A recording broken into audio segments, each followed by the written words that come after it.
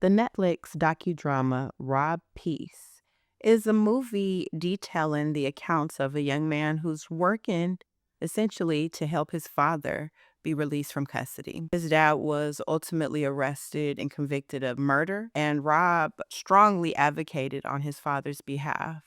In his attempts in doing so, he attempted to apply the Sixth Amendment on his father's behalf in an attempt to expedite the trial and ultimately work to have his father released from custody.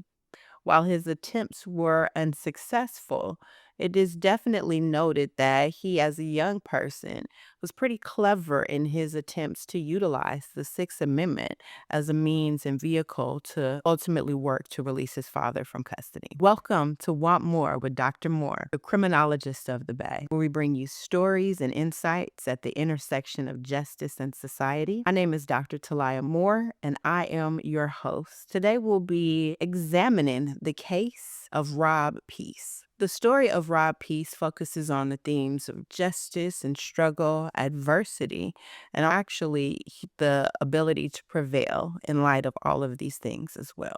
Rob Peace was a real person whose case is actually documented in the Netflix docudrama by the same name, Rob Peace. He grew up in subsidized housing, but in addition to the struggles that he encountered growing up in a single parent household, he was also a brilliant mind. Rob Peace was accepted into and attended Yale University. He pursued degrees in science and advanced biology, so he was a truly gifted mind.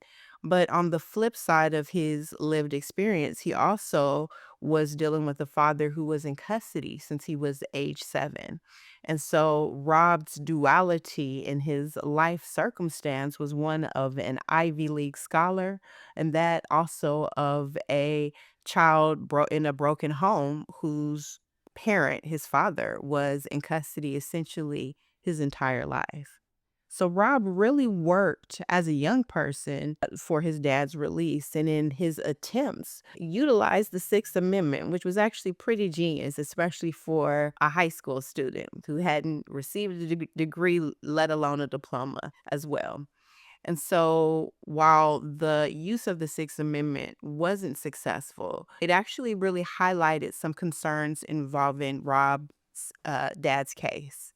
And so just to give a little bit of perspective on the Sixth Amendment, what is it and how do we incorporate it into our justice system? The Sixth Amendment basically states that the accused shall enjoy the right to a speedy and public trial.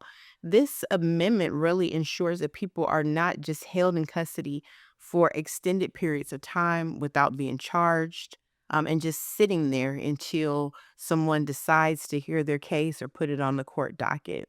In addition to the right to a speedy and public trial, the Sixth Amendment also ensures that we are afforded the right to counsel.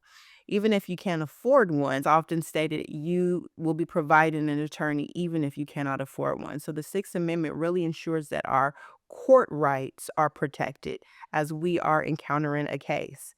And so in the instance of Rob Peace and his father, the Sixth Amendment was used as an attempt to say, hey, this guy is just sitting here, hasn't been charged. One, that's concerning. Secondly, we want to ensure that he has counsel who is prepared, educated, and informed enough to adequately represent him as he's facing a case where it involves the loss of lives of two individuals and him being identified as the culprit in that crime.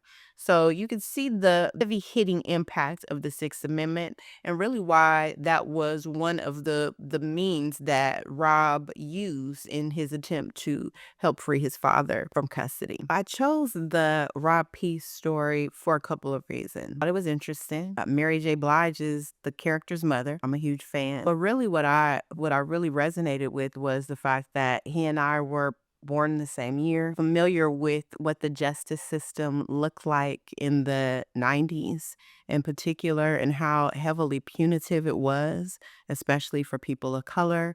If you think about someone who does not have a great deal of financial means at their disposal, and so what does that look like as far as allocating and obtaining an attorney who can truly advocate on your behalf? So I found that this case in particular had some real complexities that truly resonated with me, my lived experience as well as my professional experience as well. Working in a system where we know that while we aspire for justice for everyone, we know that there are instances where justice is not being equally applied to everyone in the system.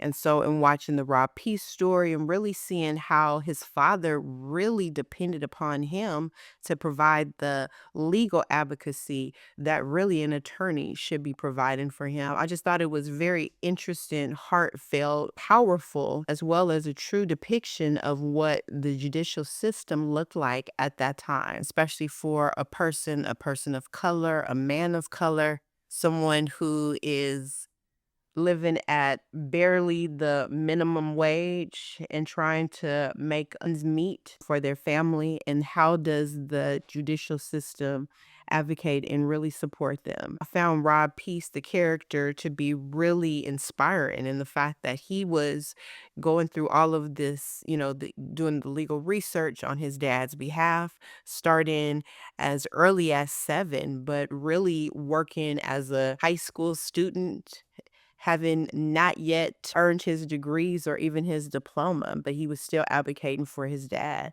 And so just kind of knowing what that struggle looks like, what the time era looks like to support this experience for Rob Peace and his dad, as well as just being mindful of what the amendments in the court process is able to provide, as well as some of the shortcomings that inevitably Rob Peace and his dad experienced at that time. The story truly, truly resonated with me. And the fact that it is strolling through Netflix always makes it easy to locate a really good film. But just to give a little bit more perspective on Rob Peace, unfortunately, his life wasn't super long. So, spoiler alert.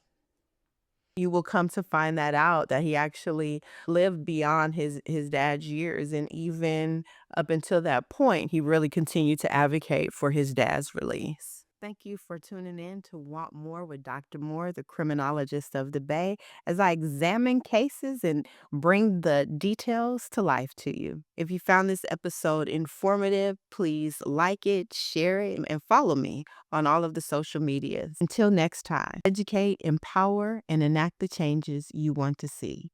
Want more.